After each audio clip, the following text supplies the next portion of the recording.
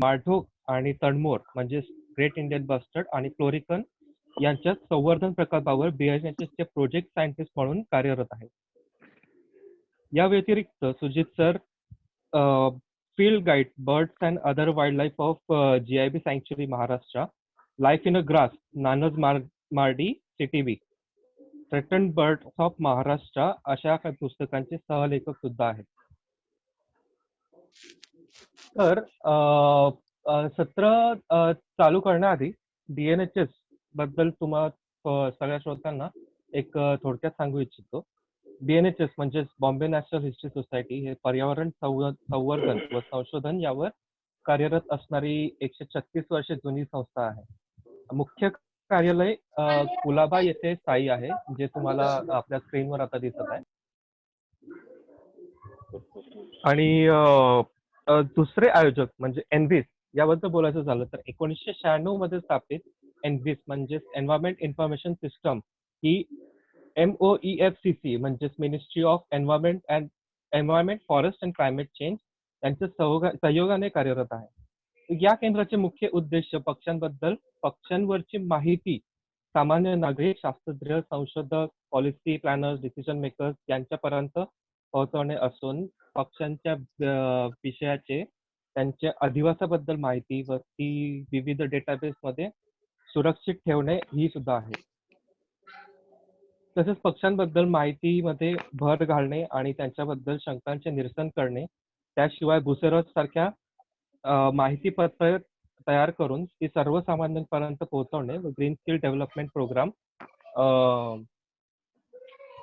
च्या माध्यमातून विविध अभ्यासक्रम आयोजित करणे आहे. तर आपल्या स्क्रीनवरती आपल्याला आता दिसत आहेत एनव्हिसचे काय काय प्रोग्राम्स चालतात आणि काय काय अभ्यासक्रम रन केले जातात.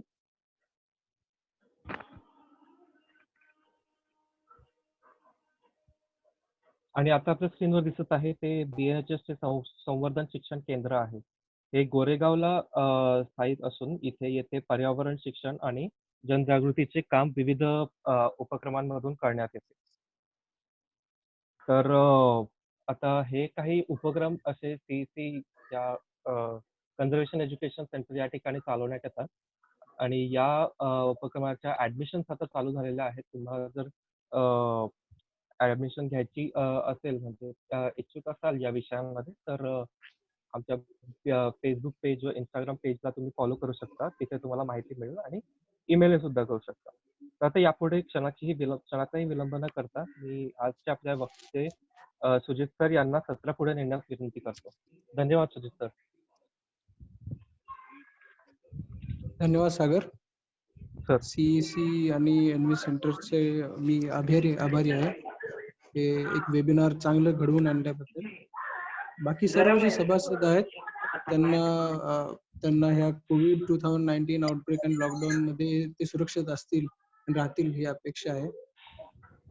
जसं आपल्याकडे आजचा जो वेबिनारचा विषय आहे तो आहे गोडावन आणि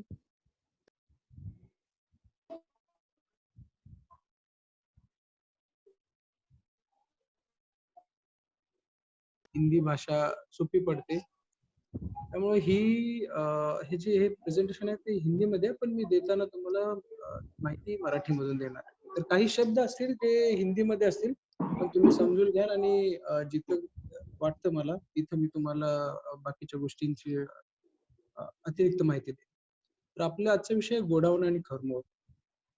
तर गोडावन आणि खरमोर हे जे पक्षी आहेत ते ग्रासलँड किंवा माळरानावरचे एक आपण म्हणतो ना की इंडिकेटर आहेत. ते माळरानावरचे राजा आहेत आणि त्यांचा जर तुम्ही म्हणजे हे पक्षी जेव्हा डिस्प्ले करतात किंवा नाचतात त्यावेळेस ते इतके सुंदर दिसतात आणि डौलदार असतो त्यांचा नाच. तो कसा असतो आपण पाहूया नंतर.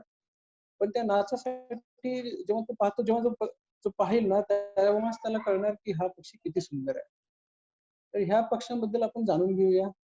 त्यामध्ये ग्रेट इंडियन बस्टर्ड, त्या ग्रेट इंडियन बस्टर्डच्या नावामध्येच इंडियन आहे. तसंच आपला जो लेसर फ्लोरिकन आहे त्याचं सायंटिफिक नाव आहे सायफिटेरिस इंडिका.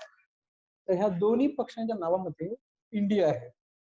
म्हणजे भारत देशाची हे सगळ्यात जास्त त्यांचं जे आढळ स्थान आहे ते भारतच आहे. रादर तणमूर जो आहे तो फक्त भारतातच आढळतो. आणि जो ग्रेट इंडियन बस्टर्ड किंवा माळढोक आहे, तो थोडासा एका पाकिस्तानच्या बाउंड्रीवर दिसतो. बाकी सगळे भारतातच दिसतात. त्यामुळे भारत देशाची खूप मोठी जबाबदारी हे पक्षी वाचवायची. आपण पुढे जाऊया. ज्याच्यामध्ये म्हणजे पूर्ण जगामध्ये माळढोक ह्या ग्रुपच्या किंवा ह्या पूर्णच्या ग्रुपच्या जवळ-जवळ 26 प्रजाती आढळून येतात. विविध कलर, विविध म्हणजे विविध रंग, विविध आकार सगळ्यामध्ये आहेत. ते अगदी युरोपातून आफ्रिका, आशिया सगळीकडे सापडतात. तर आपण आता पुढे बघूया की भारतात कुठले-कुठले आढळून येतात.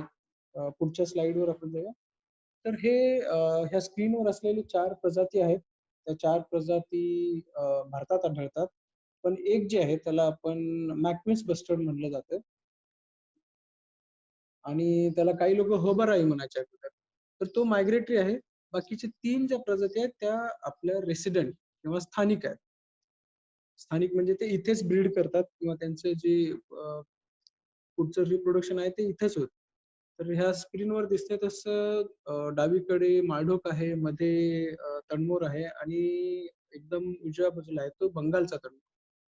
तर आपण बंगालचा तणमोर जो आहे तो तराई रिजन किंवा तराईचा भाग आणि पूर्वोत्तर जी राज्य आहेत तिथं फ्लड प्लेन म्हणतो आपण किंवा जिथं म्हणजे उंच आणि उंच गवत आणि थोडंसं पाणथळी जागा तिथं ते सापडतात. तर त्याच्याबद्दल आपण पाहता हे जे माळढोक आणि तणमोर आहेत, त्यांच्याबद्दल आपण पाहूया. जे ड्राय किंवा म्हणजे शुष्क जी गवताळ भाग आहेत, तिथं ते सापडतात. पुढे जाऊया आपण.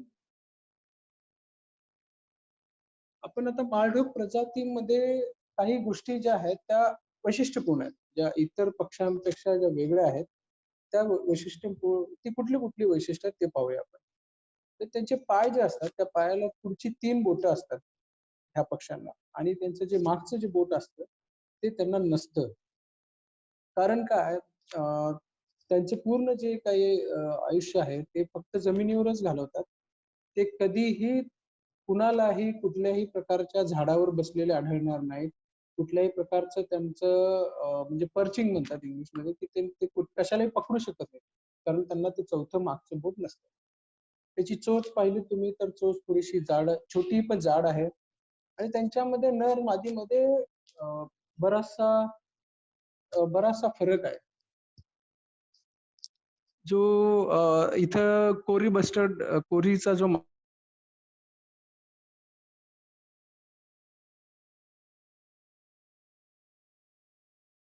माळढोक सगळ्यांच्या ह्याच्यामध्ये सगळ्याच माळढोक प्रजातीमध्ये हा फरक आढळून येतो. आपण नंतर माळढोक आणि तणमोरामध्ये आपण कळेलच आपल्याला पुढच्या स्लाइड्समध्ये. पण हे जे आहे की ह्या पक्ष्यांचं पूर्णपणे जीवन हे व्यतीत होतं जमिनीवर. त्यांचं घरटं सर्व त्यांचं आयुष्य हे जमिनीवरच जातं. त्यामुळे त्यांच्यासाठी जमीन खूप महत्त्वाची आहे. आणि तोच विषय झालाय कारण आज ह्या जमिनीवरच म्हणजे प्रभुत्व सर्वांना हवं आहे. जसं माणसाला पण हवं आहे सगळ्यामुळं इथं इथं स्पर्धा झाली ह्या जमिनीसाठी. त्या स्पर्धेतूनच ह्यांचा जो मूळचा अधिवास आहे, तो कमी-कमी होत गेल्यामुळे त्यांची संख्या कमी झाली आहे आणि त्याची अतिरिक्त बरीचशी कारणं पण आहेत. ते आपण नंतर पाहूया. पहिल्यांदा पाहूया की पुढच्या स्लाइडमध्ये आपण ह्याचा जो माळढोकचा जो उल्लेख आहे, तो इतिहासामध्ये अगदी बाबरनामापासून सगळीकडे आहे त्याचे की तो पक्षी एक सुंदर आहे. त्याचं जुन्या काळामध्ये त्याचं जास्त करून शिकार केली जायची. जुन्या काळामध्ये भरपूर होते आणि बरेचसे लोकं जोपर्यंत भारतीय वन्यजीव कायदा 1972 आला नाही, तोपर्यंत त्याच्यावर इतकी पूर्णपणे त्याच्यावर निर्बंध नव्हते. तर शिकार केली जायची. त्याला ह्या पक्ष्याला पूर्ण भारतभर वेगवेगळी नावं आहेत.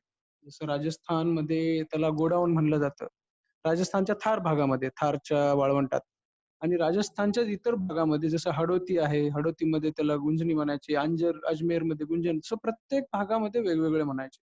महाराष्ट्रात सुद्धा त्याला पश्चिम महाराष्ट्रात माळढोक, तर विदर्भामध्ये त्याला हूम म्हणलं जातं. हुम काय तर त्याचा तो आवाज येतो.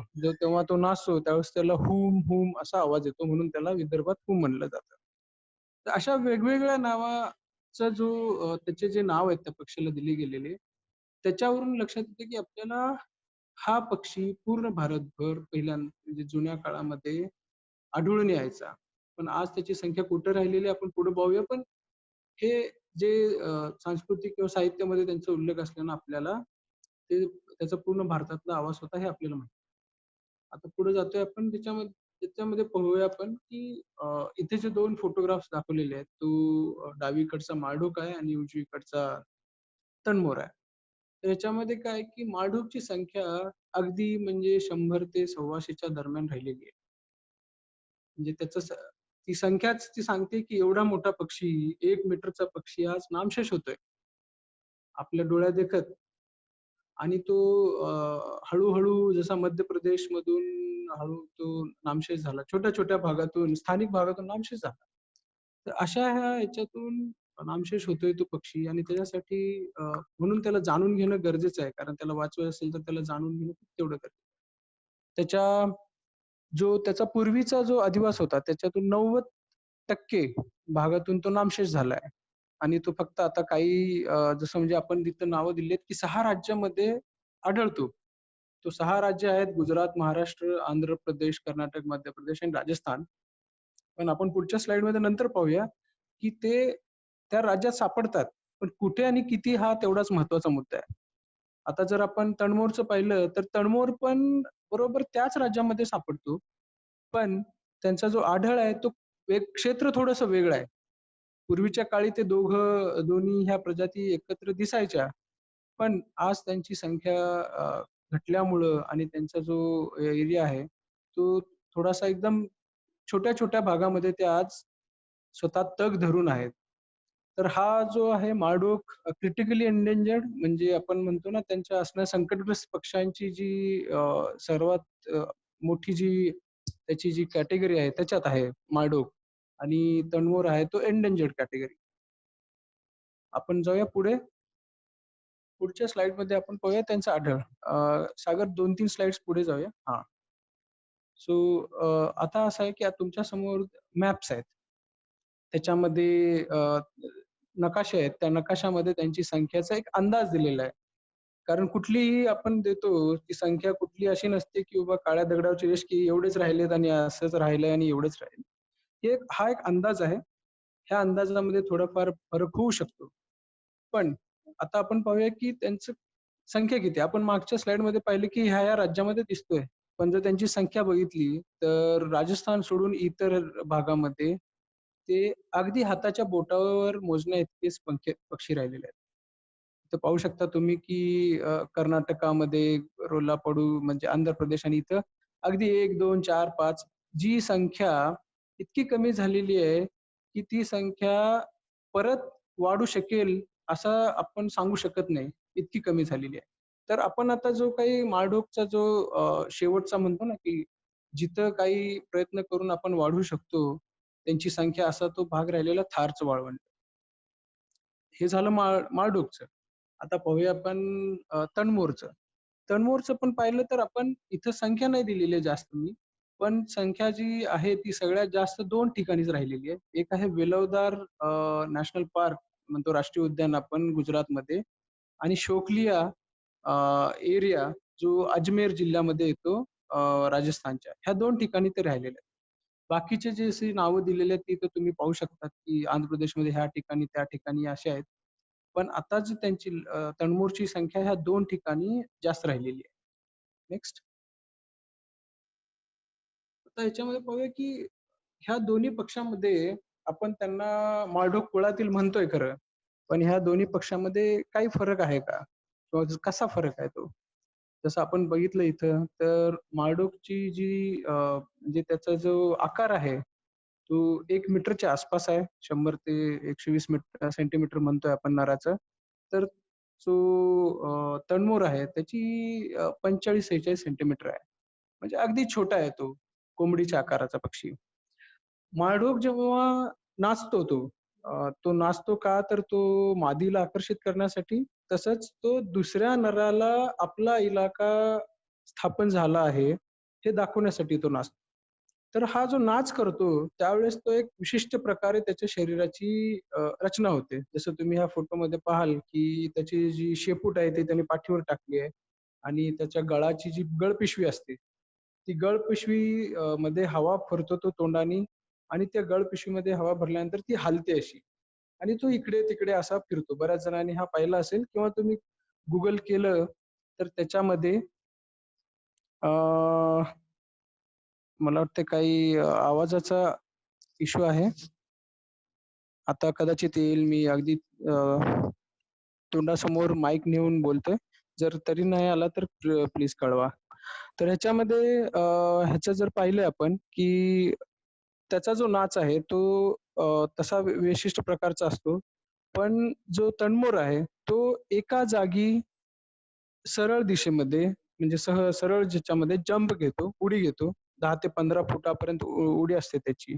तर हा जो फरक आहे त्याच्यामध्ये ह्यांना जो पक्षी दिसतो, पावसाळ्यामध्ये ह्यांचा जो आपण प्रजनन काळ असतो, त्या प्रजनन काळामध्ये हे पक्षी जास्त आढळून येतात आणि जेव्हा नर नाचतात, त्यावेळेस त्यांची जी आढळण्याची म्हणजे आपण बघण्याची जी असते आपली, ती प्रोबॅबिलिटी वाढते. तर याच्यामध्ये नर जो आहे तणमोरचा, त्या तणमोरच्या नरामध्ये तुम्ही हा फोटो पाहिला, पण नंतर मी तुम्हाला दुसरा मादीचा फोटो दाखवेन. पण हा जो कलर आहे तणमोरचा, तो काळा आणि जो आपण म्हणतो ना काळा-पांढरा कलर, हा फक्त विणीच्या हंगामामध्ये येतो आणि जेव्हा पेरणीचा हंगाम संपतो, त्यावेळेस त्याच्या पंखांची हे सगळी झडून जातात हे पंख आणि त्याचा आणि मादीचा रंग एकसारखा दिसायला लागतो. आणि तो जंप करत नाही म्हणजे उड्या मारत नाही पावसाळ्यानंतर. तर त्यामुळे पावसाळ्यानंतर किंवा त्याचा म्हणतो आपण की नॉन ब्रीडिंग सीझनमध्ये विणीचा हंगाम नसताना हे पक्षी शोधणं खूप मोठं काम आहे किंवा खूप प्रयासाने दिसतात पक्षी. नेक्स्ट. तर इथे आहेत तुम्हाला पुढची स्लाईड. तर इथं ना त्या दोन्ही पक्ष्यांच्या माद्या दाखवल्यात. ह्याच्या आकारामध्ये तर तुम्हाला माहिती आहे की जवळपास 90 सेंटीमीटर आकाराची मादी असते माळढोकची. तर माळढोकची मादी चा जो आपण जर आपण फरक काढायचा असेल नर-मादीमधला, तर तिची साईज छोटी आहे, आकार छोटा आहे. तिचा जो मानेचा रंग असतो, तो नराचा एकदम म्हणजे बर्फासारखा एकदम सफेद कलर असतो. पण मादीचा कलर हा थोडासा करड्या रंगाचा असतो, पूर्ण व्हाईट नसतो.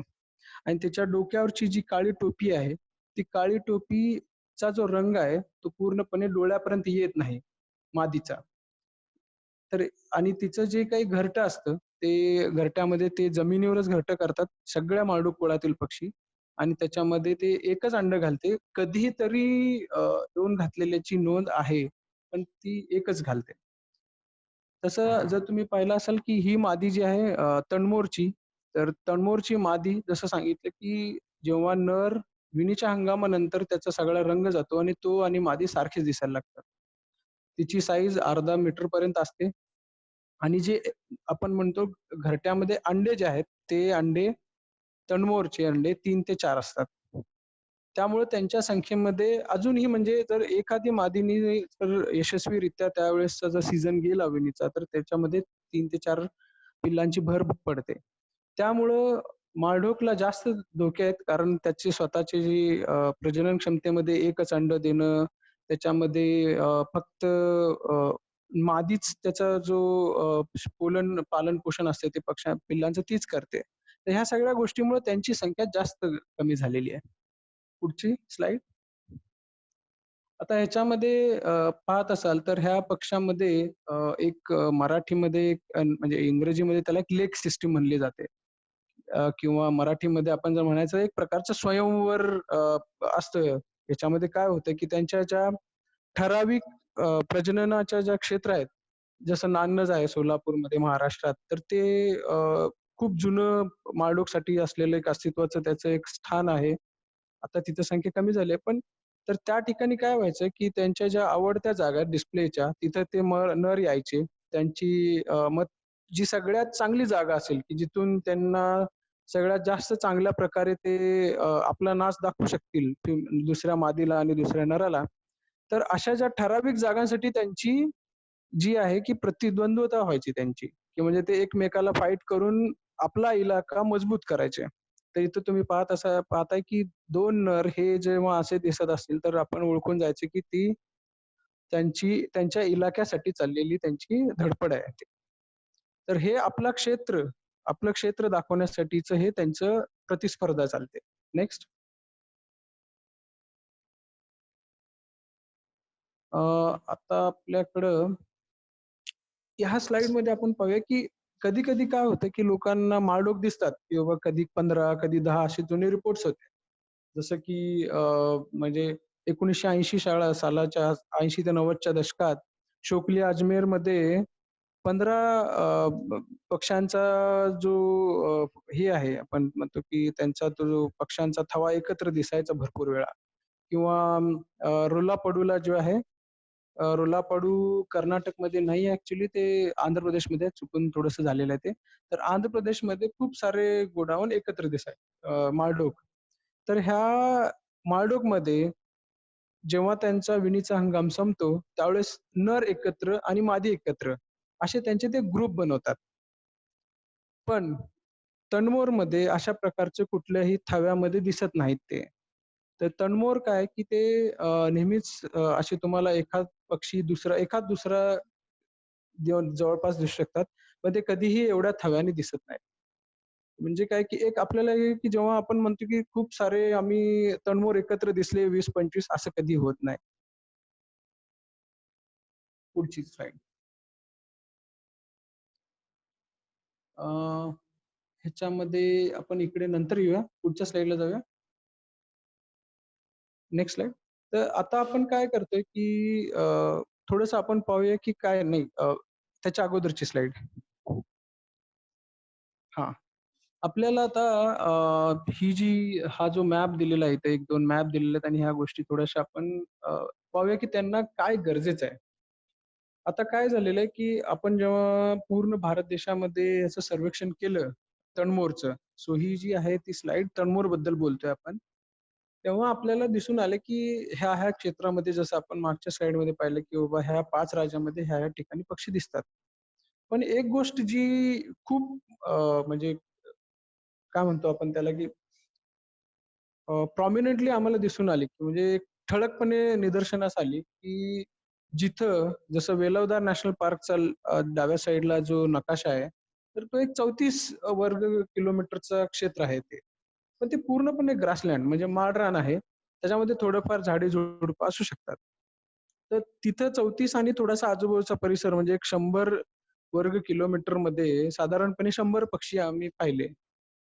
पण तेवढे 100 पक्षी पाहायला आम्हाला जवळ-जवळ 2 ते 3,000 वर्ग किलोमीटरचं क्षेत्र पाहावं लागलं अजमेर क्षेत्रामध्ये, राजस्थानमध्ये. म्हणजे आपण काय सांगतोय, की जर ह्या पक्ष्यांचा म्हणजे जो खरा अधिवास आहे, तो गवताळ भाग आहे. पण आपण आज जे पक्षी दिसतात राजस्थानच्या क्षेत्रामध्ये, तिथं गवताळ भागात नाही दिसत.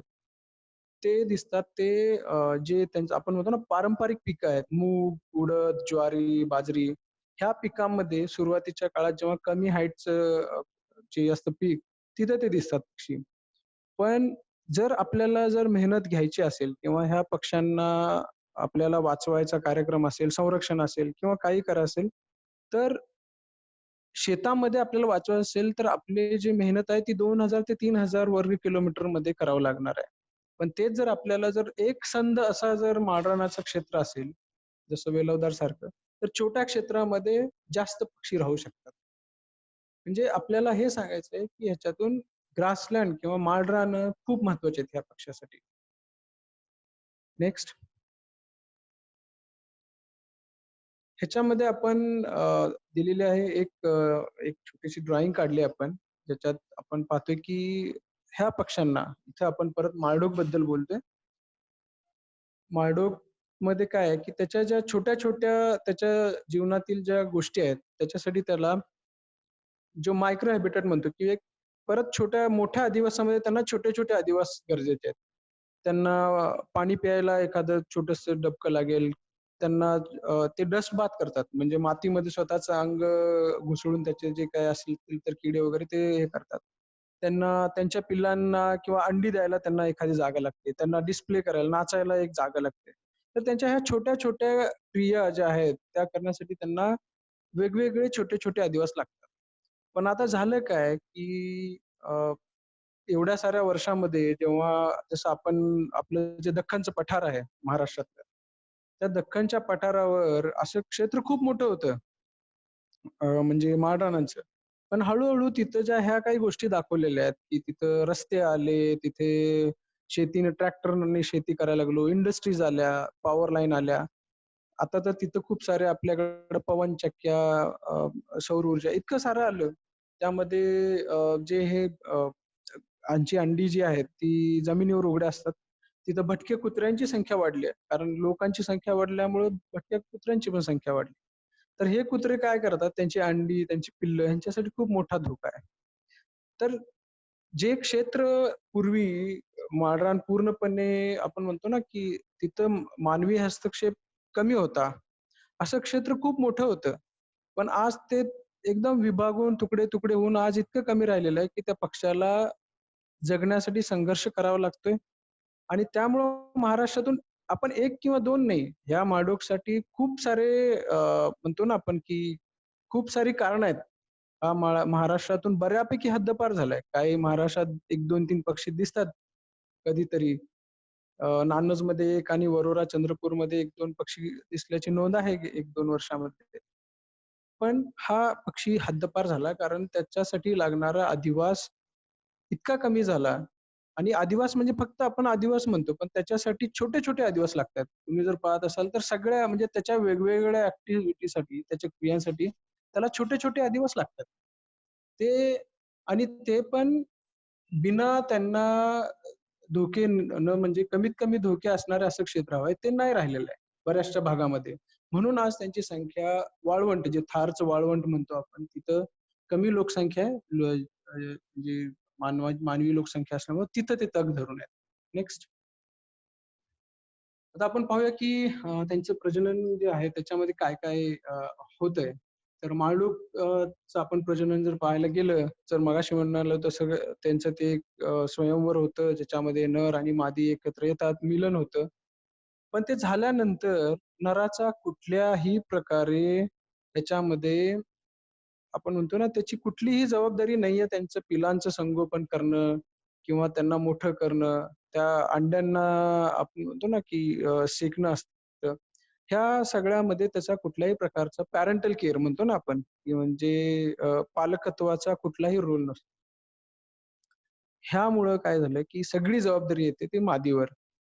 मग मादी जेव्हा अंडी घालते, ज्यावेळेस त्याला त्या अंड्याला उबवते, त्यावेळेस त्या उबवण्याच्या प्रक्रियेमध्ये तिला स्वतःला पण खावं लागतं. ती जेव्हा खाण्यासाठी थोडी 1-2 तास जरी त्या आपल्या अंड्यावरून उठली, तरी ते अंडं भक्ष्य जे परभक्षी आहेत, ते परभक्षीसाठी खुलं राहतं. तर ह्या सगळ्या ह्याच्यामधून काय झालं, की त्यांच्या प्रजनन क्षमतेवर परिणाम झाला. एकीकडून ते जे अडल्ट्स आहेत, प्रौढ आहेत, त्यांची संख्या कमी होते आणि जर लहान किंवा पिल्लं होऊन त्यांची जी संख्या वाढवायची जी प्रोसेस आहे, प्रक्रिया आहे, ती प्रक्रिया थांबली होती बऱ्यापैकी काही वर्षात आपल्या महाराष्ट्रात तरी आणि सगळीकडे. त्यामुळं ह्यांच्या पूर्णपणे प्रजननावर परिणाम झाल्याने त्यांची संख्या कमी होते. तेच तणमोर काय, की तणमोरमध्ये काय आहे, की ते त्यांचे जे पिल्लं आहेत, ती 20-25 दिवस आईबरोबर राहतात आणि नंतर ते त्यांचं जे नॉन ब्रीडिंग सीझन म्हणतो ना, की त्यांच्या अ, विणीच्या हंगामामध्ये त्यांचे काही एरियाज आहेत, की ते तिथंच प्रजनन करण्यासाठी येतात. पण प्रजनन केल्यानंतर ते परत तिथून बरेचसे लांब जातात. तर अशा प्रकारे त्यांचं जो प्रजनन व्हायला पाहिजे सक्सेसफुली यशस्वीरित्या, ते होत नसल्यामुळे ह्यांची संख्या कमी होते. नेक्स्ट. आता त्यांचं जे आपण म्हणतो ना खाद्य आहे. खाद्य आपल्याला बऱ्यापैकी माहिती आहे, की किडे तर खातातच. सगळ्यात मोठा त्यांचा जो रोल आहे, म्हणजे जसा माळढोक एवढा मोठा 10-12 किलोचा पक्षी असतो. काही-काही वेळेस त्याची काही मोठे असतात त्या पक्ष्यांचे वजन खूप जास्त होतं. पण एवढा मोठा पक्षी जेव्हा दिवसभर आपलं पोटभर खातो, तर किती किलो खात असेल ते किडे. एवढे किडे खायचा म्हणून तर त्याला आपण म्हणतो ना मारणाचा एक एक मोठा त्याला आपण एक द्योतक म्हणतो. त्या ह्याच्यामध्ये त्याचा एवढा मोठा रोल होता.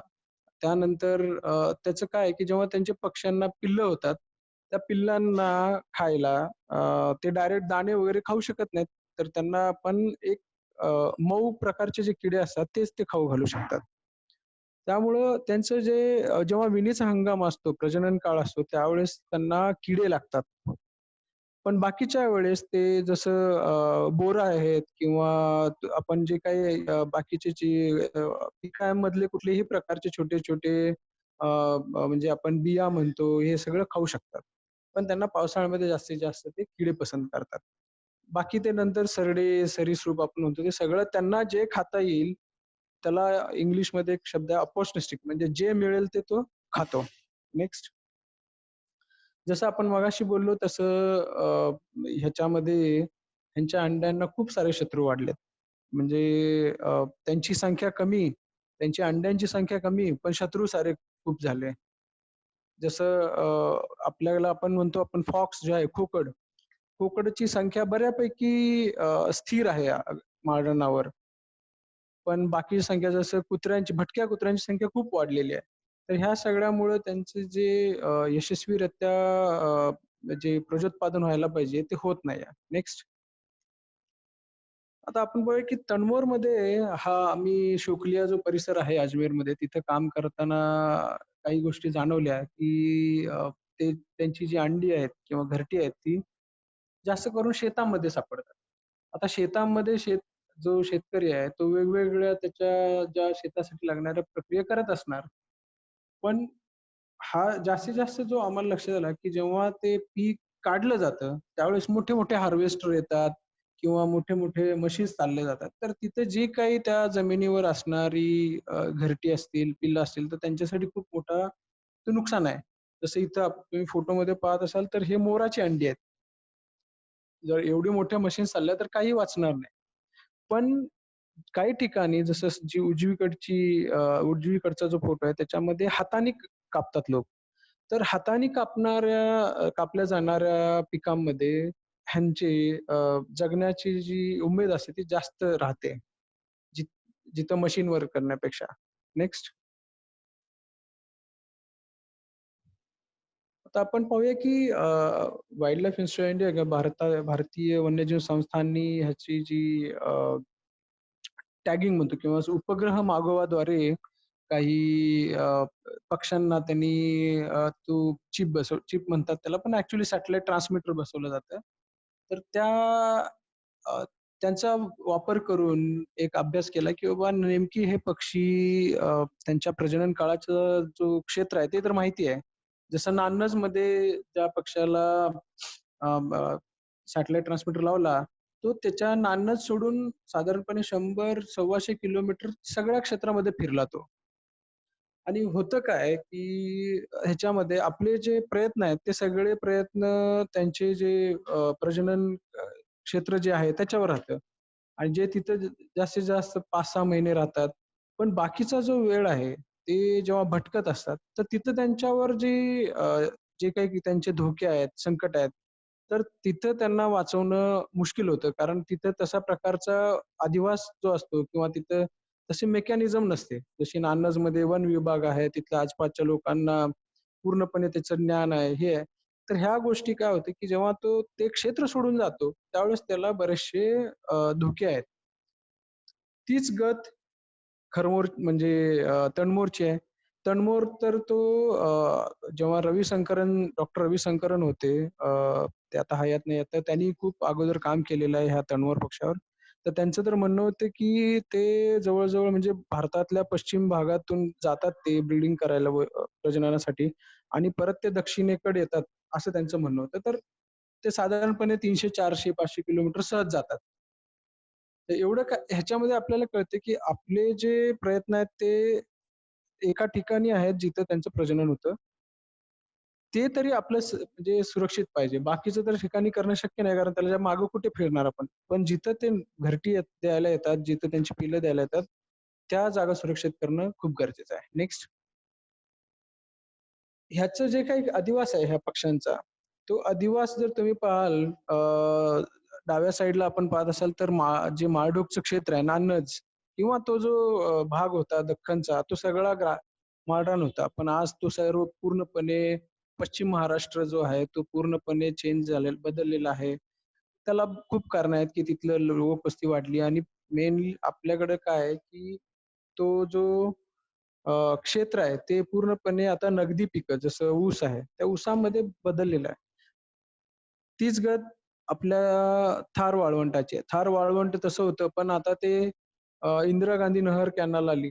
त्याच्यामुळे त्याच्या आजूबाजूच्या क्षेत्रामध्ये पूर्णपणे शेती झाली, मोठमोठी झाडं झाली. तर तो अधिवास त्यांचा मूळचा अधिवास कमी झाला पक्ष्यांचा. नेक्स्ट. जसं आपण म्हणतोय की माळरानं का महत्वाची आहेत? तर तुम्ही ह्या स्लाइडमध्ये पाहू शकता की खूप साऱ्या गरजेच्या गोष्टी ह्याच्यावर ह्या माळरानावर एक परिसंस्था आहे ही एक वैशिष्ट्यपूर्ण. त्याच्यावर जगणारे हजारो जे काही बाकीच्या प्रजाती आहेत ते त्याच्यावर जगतायत माळरानावर. ह्याच माळरानावर जे तिथलं जे गवत आहे, त्या गवतावर जगणारे दुसरे तृणभक्षी जे काही पक्षी आहेत, चिंकारा आहे, कृष्णमृग म्हणतो आपण किंवा काळवीट आहे. तसेच आपली जी जनावरं आहेत, ती सुद्धा ह्याच माळरानावर अवलंबून आहेत चाऱ्यासाठी. तर इतकं सारं महत्त्व असून पण आपण माळरानाकडे दुर्लक्ष केलं. इव्हन आपल्या सरकार दरबारी त्याचं जे नोंद आहे ती वेस्टलँड म्हणजे पडीक जमिनी अशी आहे. त्यामुळे ते पडीक जमिनी कुठल्याही प्रकारच्या विकास कामासाठी अ, सहज तयार होतं गव्हर्नमेंट द्यायला. नेक्स्ट. शिकार हा एक महत्त्वाचा मुद्दा आहेच. मागच्या काही 10 वर्षामध्ये जेव्हापासून मी काम केलं तेव्हा स्वतः काही गोष्टी पाहिल्यात, की ही शिकार होते. म्हणजे वेगवेगळ्याच जनावरांची होते. माळढोक सापडत नाही किंवा तणमोर मिळत नाही ही गोष्ट खरी आहे. पण जर शिकाऱ्यांना मिळालं तर ते सगळ्या प्रकारची शिकार करू शकतात. तर ह्याच्यावरचा एक एक लेख नुकताच मार्च 2020च्या ॲक्चुअली 2013 नाहीये, तर 2020च्या हॉर्नबिल मॅगझीनमध्ये आलेलं आहे. आणि हे शिकार रोखणं हे खूप मोठं चॅलेंज आहे, ज्याच्यामध्ये जर स्थानिक लोक सहभागी म्हणजे झाले, की हे शिकार रोखण्यासाठी, तर हे शक्य आहे. कारण वन विभाग किंवा पोलीस डिपार्टमेंट पुऱ्या सगळ्या क्षेत्रामध्ये शक्य नाहीये त्यांना जाऊन काम करणं. नेक्स्ट. हा एक मुद्दा आहे, जो मागच्या काही वर्षापासून उठून आलाय किंवा त्यांच्या संख्येमध्ये जी काही पडझड झालेली आहे, हे माळढोक आणि तनवरच्या, तर इव्हन म्हणजे स्पेनमध्ये जे काही ग्रेट बस्टर्ड म्हणजे मोठा माळढोक आहे, त्या प्रजातीमध्ये तर म्हणजे त्यांनी सांगितले की त्यांच्या निम्म जे काही त्यांची संख्या मरते त्याच्यामध्ये हा अ, विजेच्या तारांना धडकून मरण्याचं प्रमाण जास्त आहे, म्हणजे मरण्याचं प्रमाण. आणि इव्हन थार डेझर्टमध्ये सुद्धा असं लक्षात आलं की हे तारामुळं मरतायत पक्षी. कारण काय आहे, की त्या पक्ष्यांचं जे व्हिजन असतं समोर, जसं आपण बघतो, की घुबड 360 डिग्रीमध्ये फिरू शकतं त्याचं. पण ह्याचं एकदम कमी असतं. तर ते जेव्हा आणि ते बऱ्यापैकी उडताना आणि उतरताना त्यांना थोडंसं थोडंसं म्हणजे विमानासारखं टेक ऑफ आणि लँडिंग करावं लागतं. तर त्यामध्ये त्यांना जास्तीत जास्त धोका होतो हे करण्याचा, तारांना धडकण्याचा. आम्ही नान्नजमध्ये काही म्हणजे त्या कोर एरियातून जाणाऱ्या विजेच्या तारांचं मॅपिंग केलं, ते दिलं. ही 2014 ची गोष्ट आहे. त्यानंतर त्याच्यावर अ, अ, एक म्हणजे महाराष्ट्र स्टेट इलेक्ट्रिसिटीची जी एजन्सी आहे त्यांनी सर्व्हे केला. सगळं झालं. वन विभागाला पैसे उपलब्ध झाले. सगळं झालं. पण आज पण त्या तारा तिथेच आहेत. अजून पण त्या तारा शिफ्ट केल्या गेल्या नाहीत किंवा जमिनीखालून गेलेल्या नाहीत. ही स्थिती पूर्ण भारतभर आहे. कारण त्याला खूप साऱ्या गोष्टी आहेत, की टेक्निकल इश्यूज आहेत, तकनिकी प्रॉब्लेम आहेत, हे आहेत. पण आपल्याकडं धोरणं लवकर बनतायत. पण त्याचं जमिनीवरचं जे इम्प्लिमेंटेशन असते किंवा त्याला जे घडायला पाहिजे त्याची जी अंमलबजावणी ती होत नाही. नेक्स्ट. आता हा जो मॅप आहे तो जेव्हा मी सोलापूरमध्ये काम करत होते त्यावेळेस लक्षात आले, की आपण फक्त एक गोष्टीचा आपण विचार करतो. पण जेव्हा जसं इथे दाखवलंय 19 आज मी जे त्या मॅपमध्ये दाखवलंय त्या काही गोष्टी प्रपोज्ड आहेत म्हणजे येणाऱ्या आहेत असं ते दाखवलंय त्या मॅपमध्ये. पण आजच्या घडीला ह्या सगळ्या गोष्टी आता ऑपरेशनल आहेत. म्हणजे ह्या सगळे जे काही डेव्हलपमेंट प्रस्तावित होती ती आता चालू झालेली आहे. तर ह्या सगळ्यांचा जो एकत्रित परिणाम असतो तो आपण बऱ्याच वेळा विचारात घेत नाही. म्हणजे लँड यूज जो म्हणतो जमिनीचा जो वापर आहे तो पूर्णपणे चेंज होतो. तिथला सगळा तिथली जी काही सोशल स्ट्रक्चर असतं ते चेंज होतं, लोकसंख्या वाढते, सगळं होतं आणि त्याचा जो कमी व्हायला लागतं. नेक्स्ट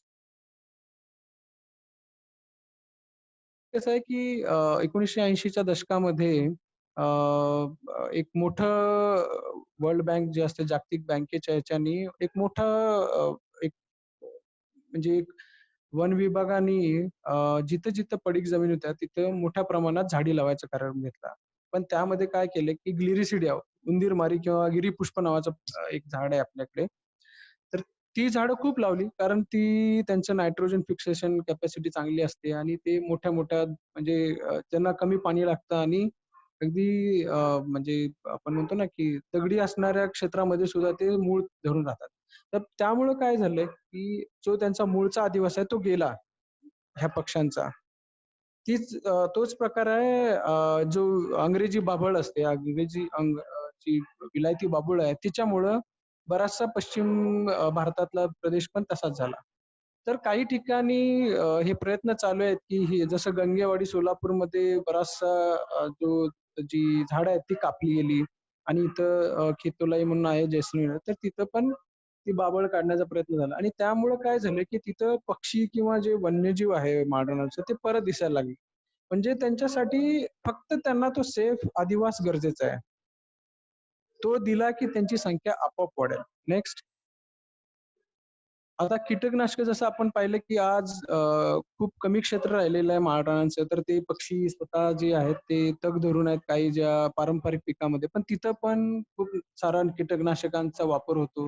कीटकनाशक जर खाल्ले तर पक्षी मरतात हे आपल्याला माहितीच आहे. आणि जरी त्यांचा दुसरा जो परिणाम आहे की त्यांचं जे त्यांना खाद्य आहे, किडे, ते जर म्हणजे कीटकनाशक फवारले की ते खूप कमी होतात आणि त्यामुळे त्यांची खाद्य उपलब्धता कमी होते. नेक्स्ट आपण पुढच्या स्लाइडवर आपण पाहूया. माझ्या मते टाईम आपल्याकडे खूप वेळ कमी असल्यामुळे याच्याबद्दल जास्त आपण बोलायचं नाही. पण 1980च्या दशकामध्ये ह्या ज्या काही 10 जागा आहेत, बहुतेक मला वाटतं स्लाइडमध्ये व्यवस्थित येत नाही. सागर पुढच्या स्लाइड हां.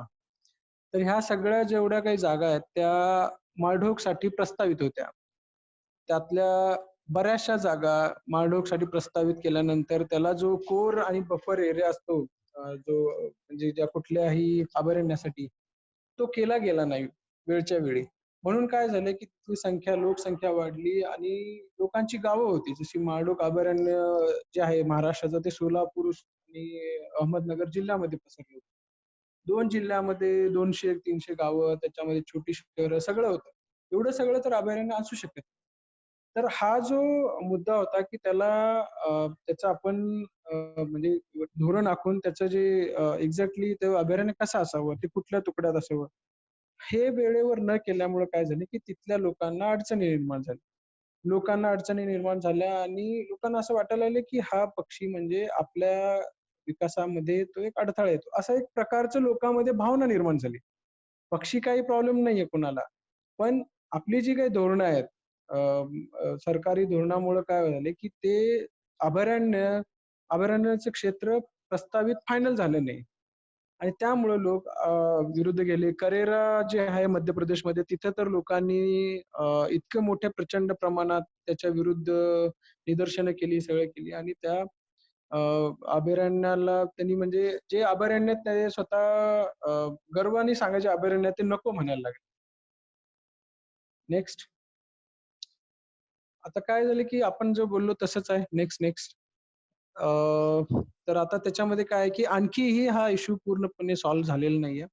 जसं अगदी आपण म्हणतो ना डेझर्ट नॅशनल पार्क, जिथं आता बऱ्यापैकी पक्ष्यांची संख्या आहे, तिथे सुद्धा तिथल्या जमिनींची जी खातेदारी आहे किंवा आपण म्हणतो पट्टी जे असतो क्लिअर नाहीयेत. म्हणजे त्याची सुस्पष्टता नाहीये. त्यांचा म्हणजे काही राजस्व विभागाकडे आहे जमीन, काही स्वतःची जमीन आहे शेतकऱ्यांची. तर काही ठिकाणी अ, जिथं एन्क्लोजर्स किंवा फेन्स आपण म्हणतो ना, कुंपण टाकलेली काही क्षेत्र आहेत, तेवढीच वन विभागाच्या ताब्यात आहेत.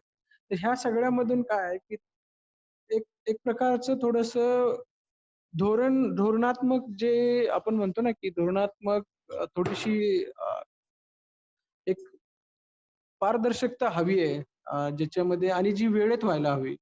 टाईम बाउंड जर असेल तर कुठल्याही गोष्टी शक्य होतात. जसं महाराष्ट्रातून ह्या मागच्या 2013-14 मध्ये कमीत कमी 10-12 पक्षी दिसायचे, पण आज एकही दिसत नाही.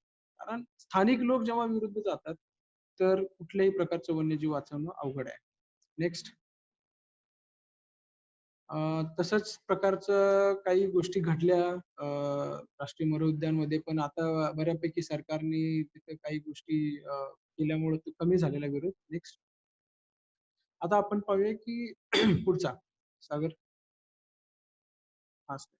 तर आता जी काही 100-125 संख्या जी त्याची खरी जी म्हणतो आपण की तग धरून आहे, ती राजस्थानच्या वाळवंटात आहे आणि ती पण ह्या 3 भागामध्ये आहे. जसे 3 भाग कसे आहेत, की आपण पाहायला गेलं तर तो मरू उद्यान आहे.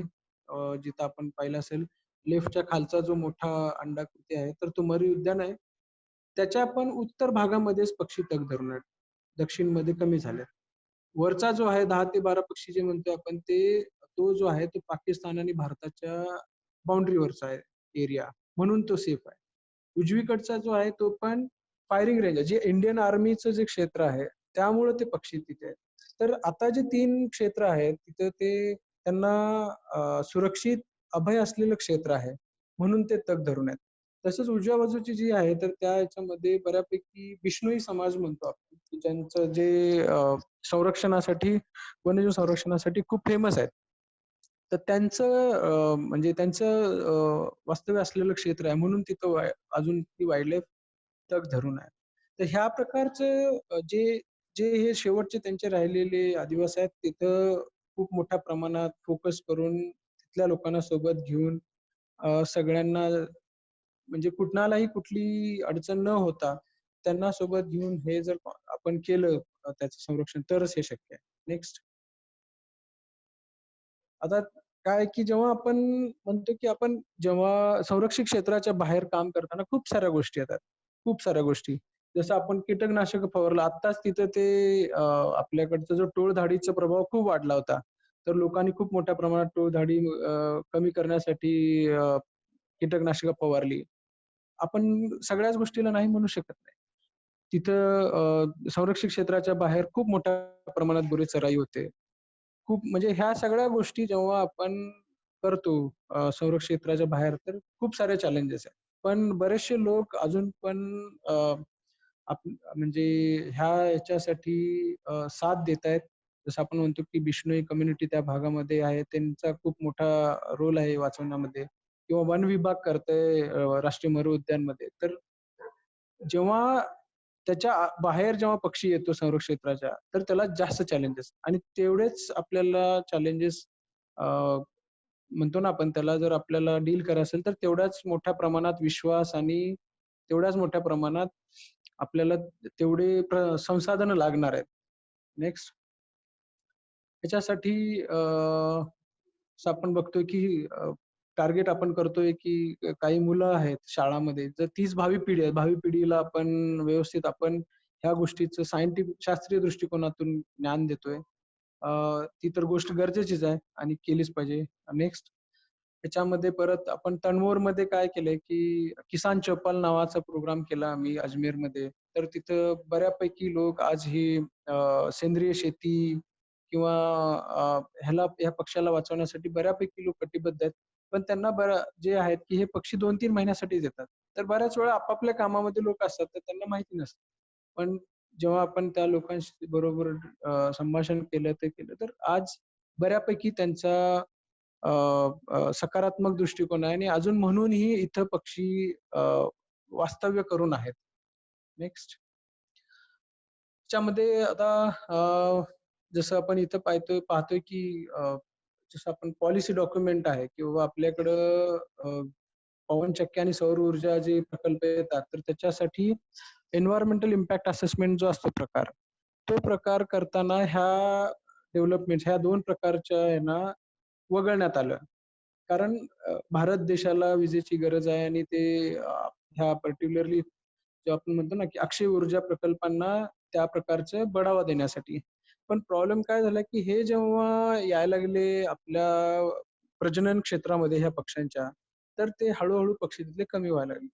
ह्याच्यासाठी एक BNHS कडून आम्ही 2013 साली एक गाईडलाईन्स दिल्या होत्या, की बाबा ह्या प्रकारचा जो जे काही प्रकल्प येतात, तर ते प्रकल्प अशा ठिकाणी येताना कमीत कमी 10दा विचार करावा.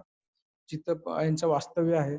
आणि आज तर असं झालं की त्यांचं फक्त प्रजनन क्षेत्रच नाही, तर जिथं-जिथं वास्तव्य आहे माळढोकचं, तर तिथं तो अ, हे प्रकल्प येताना त्याच्या सगळ्या ज्या प्रतिबंधात्मक ज्या काही योजना आहेत, की तिथून जाणाऱ्या वायर्स ज्या आहेत, त्या जमिनीखालून जाव्यात किंवा तो क्षेत्रात ते येऊच नयेत. ह्या साऱ्या प्रकारच्या गोष्टी आता केल्या आहेत. म्हणजे त्यानंतर सरकार सुद्धा सावध झालंय. सरकार आज कमीत कमी त्या क्षेत्रामध्ये जिथं माळढोक आणि तनवर आहेत, त्या क्षेत्रामध्ये तरी काही गोष्टींना प्रतिबंध करत आहे. नेक्स्ट. तसंच जेव्हा डायरेक्टर BNHचे संचालक काही बॉडीजमध्ये असतात वेगवेगळ्या ह्याच्यामध्ये, तर त्यांनी एक स्पेशली एक गाईडलाईन दिल्या होत्या, की ज्याच्यामध्ये सजेस्ट केल्या होत्या शासनाला, की कशाप्रकारे ज्या विजेच्या तारांना धडकून होणारे मृत्यू कमी करता येतील ह्याच्यासाठी काही गाईडलाईन दिल्या होत्या आणि त्याप्रमाणे आणखी करता येईल आणि ह्याच्यामध्ये आणखी म्हणजे शासनाला अशा प्रकारचं आपल्याला द्यायचं आहे, की ह्या क्षेत्रामध्ये आपल्याला बिलकुल नको आहेत, हे प्रकारचे डेव्हलपमेंट, विकास. ह्या क्षेत्रामध्ये थोडंसं रेग्युलेटेड असावं आणि ह्या क्षेत्रामध्ये कमी असावं. ह्या प्रकारचे जे गाईडलाईन आहे ते देण्यासाठी जे काही करण्याचं गरजेचं आहे ते BNHS थ्रू करतोयच आपण. नेक्स्ट. हे आहेत आमचे बरेचसे पार्टनर्स आणि कारण हे अशा प्रकारचे पक्ष्यांचे सर्व्हे करणे, त्यांचा संरक्षण आराखडा बनवणे हे काही एकट्या-दुकट्याचं काम नाही आणि याच्यासाठी खूप सारे संसाधन लागतात. खूप साऱ्या संस्थांचं याच्यामध्ये सहयोग लागतो आणि अशा प्रकारे सगळ्या सहयोगींचा धन्यवाद आणि सर्व तुम्हा श्रोत्यांचा धन्यवाद. तुम्हाला आता जे काही असेल आपण क्वेशन आन्सर होतीलच आणि सागर पुढची सांगेल गोष्ट. सागर. धन्यवाद सुजित सर. हे आपल्याला माळढोक आणि तनमोर यांची त्यांच्या परिसंस्थेत काय महत्व आहे हे सांगितल्याबद्दल आणि त्यांना सध्या काय धोके आहेत. तर खूप खूप धन्यवाद तुमची वेळ दिल्याबद्दल आणि आता आपण श्रोत्यांकडून एक 5 ते 6 प्रश्न घेऊया आणि बाकी जे प्रश्न राहतील ते त्यांनी ईमेलद्वारे पाठवावे. त्यांना नक्कीच उत्तर दिले जाईल. तर आपण काही प्रश्न घेऊया आता.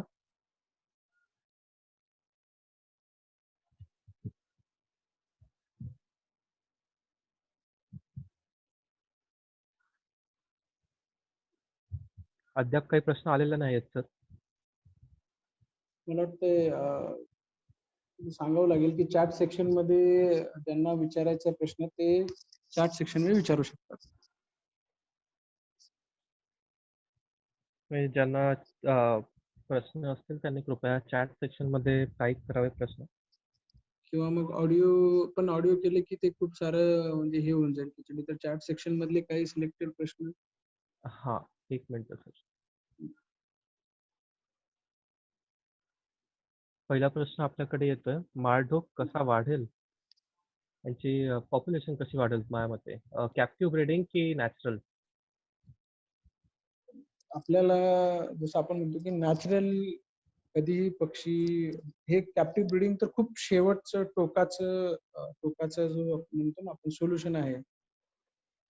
नॅचरल जी संख्या वाढते किंवा नॅचरली वाईल्डमध्ये जो त्यांची संख्या वाढते त्याला दुसऱ्या कुठल्याही प्रकारचं सबस्टिट्यूट असू शकत नाही. पण हा एक आपण म्हणजे गव्हर्नमेंट ऑफ इंडियाने एक शेवटचा किंवा हा पक्षी पूर्णच नामशेष झाला तर एक आपल्याकडे काहीतरी इन्शुरन्स असावा म्हणून तो चालू केलेला आहे. पण वाईल्डमध्ये जसं आपण बघतोय की इकडे सगळ्याकडे म्हणजे जे त्यांचा अधिवास आहे तो कमी झालेला आहे. जे त्याच्यावर आलेली जी संकट आहेत ती जास्त झालेली आहेत. तर ह्या सगळ्यामध्ये त्याला वाईल्डमध्ये वाचवण्यासाठी प्रयत्न केलेच पाहिजेत. कारण कॅप्टिव्हिटीमध्ये करून कधीतरी आपल्याला ते बाहेर सोडायचे आहेत. जर आजच्या परिस्थितीमध्ये जर ते जगू शकत नाही, तर पुढं कसं जगतील?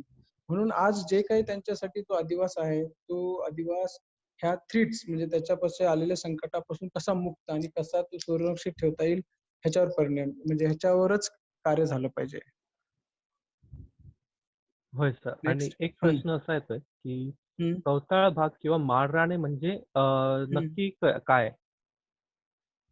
माळराने म्हणजे कसं आहे, की जर त्याला टेक्निकली आपण जर डेफिनेशन बघायला गेलं, तर त्याची जी म्हणजे गवत हे एक त्याच्यात आहेच किंवा गवताळ भाग ह्याला आपण माळराने म्हणतो आणि त्याचं जी ट्री कॅनॉपी असते किंवा झाडाची जी उंची असते तिथल्या, ती कधीही 1-2 मीटर किंवा म्हणतो ना आपण आणि त्याचं जे पर्सेंटेज आहे किंवा 10 ते 20% भूभागाच्या पेक्षा जास्त झाडी नसावी तिथे. ह्याला आपण माडाने म्हणतो. आणि हे जे काही माडांवरचे जे प्राणी पक्षी आहेत, तर त्यांना त्यांच्या नजरेच्या वर जास्त असले तर त्यांना चालत नाही. कारण त्यांना त्यांचे धोके दिसायला पाहिजेत हे आहे. तर ही माडानं त्याच्यासाठी तशी विकसित झालेली आहेत. गवताळ प्रदेश जे आहेत, त्यांना आपण माडाने म्हणतो. नेक्स्ट. बरं. तर सोलापूर नानसमध्ये त्यांची संख्या काय आहे सध्या 2020च्या हिशोबात? 2020च्या हिशोबाने पण 2019चा जो पावसाळा आहे, त्यामध्ये एक पक्षी दिसलेला आहे. आणि चंद्रपूर वरोरामध्ये पण ऑक्टोबर-नोव्हेंबरमध्ये एक पक्षी दिसलेला आहे. तर सध्या महाराष्ट्रात 2 ते 3 पक्ष्यांची नोंद आहे. बरं सर. हं. Next. In a wildlife map, we saw Bengal florican is having question mark in the areas of Duars of West Bengal. So is it हां, हां. present there? बंगालमध्ये अजूनही तणमोड आहे का? नाही हा जो आपण बंगालच्या तनमोरबद्दल म्हणतायत की आपला फक्त तनमोर? आपला तणमोर सर.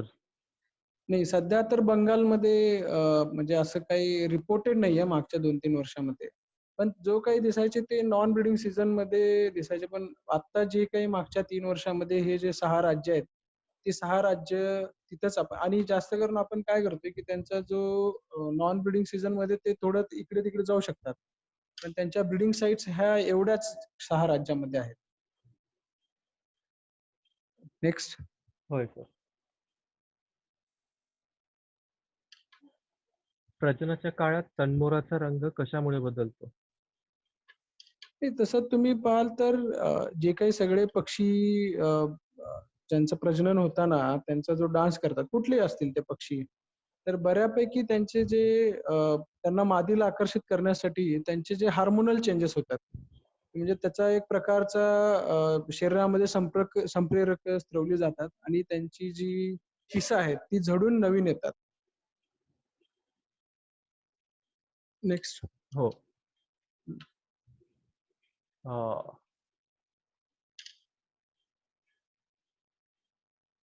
आर्टिफिशियल किंवा नॅचरल ब्रीडिंग सक्सेस रेट चांगला झाला तरी हेच पाकिस्तानला गेल्यावर मारले जातात. असं आंतरराष्ट्रीय स्तरावर ॲक्शन होते का काही? आता आत्ताच नुकतंच फेब्रुवारीमध्ये जेव्हा हे झालं ना, CMS कॉप झाली, कन्व्हेन्शन ऑन मायग्रेटरी स्पीसीज. त्याच्यामध्ये माळढोकला त्याला माळढोक नव्हता कारण तो आंतरराष्ट्रीय सीमा उल्लंघायचा किंवा नाही ह्याच्याबद्दल हे होतं. पण त्याच्यामध्ये आता त्या माळढोकला ते इन्क्लूड केल्यामुळं आता कमीत कमी थोडंफार तरी देशांच्या ज्या आंतरदेशीय ज्या बाउंडरीज आहेत, तिथं संरक्षण करण्यासाठी थोडंफार तरी आपल्याकडे एक ॲक्शन प्लॅन जो आहे तो आहे तयार. पण तिथल्या संस्था आणि आपल्या संस्था, तिथलं सरकार, आपलं सरकार मिळून ते पुढे जायला वेळ लागेल. पण खरंच आहे की आपल्याकडे वेळच कमी आहे. पण प्रयत्न चालू आहेत. होय. नेक्स्ट. हं. माळरानाचे झुडपी जंगलात रूपांतर होत असल्याने काय परिणाम होत आहेत? तिथला जो काही अधिवास आहे, तो अधिवास म्हणजे जो मूळचा अधिवास आपण म्हणतो, की जेव्हा जो माडा नावाचा अधिवास आहे, जर तो झुडपी जंगल झालं, तर झुडपी जंगलाचा अधिवास येतो. आता उदाहरण द्यायचं, तर आता समजा आपण थारचं वाळवंट आहे. त्या थारच्या वाळवंटामध्ये अगोदर जेव्हा आम्ही सर्व्हे केला, तर जंगल बॅबलर एक पक्षी आहे, जो कधीच दिसला नव्हता त्या वाळवंटात. पण आम्ही 2014 मध्ये ज्यावेळेस सर्व्हे केला, तर तो दिसून आला. म्हणजे काय की तिथली जी झाडी आहे, ती झाडी वाढतीये आणि तिथलं जो माळरान आहे किंवा तिथला जो वाळवंट आहे, ते कमी झाल्यामुळं काय की तो तिथला अधिवास बदलत जातो. झुडपी झाल्यानंतर झुडपावर जी राहणारी जी परिसंस्था आहे, मग ती वाढत जाते त्याच्यामध्ये.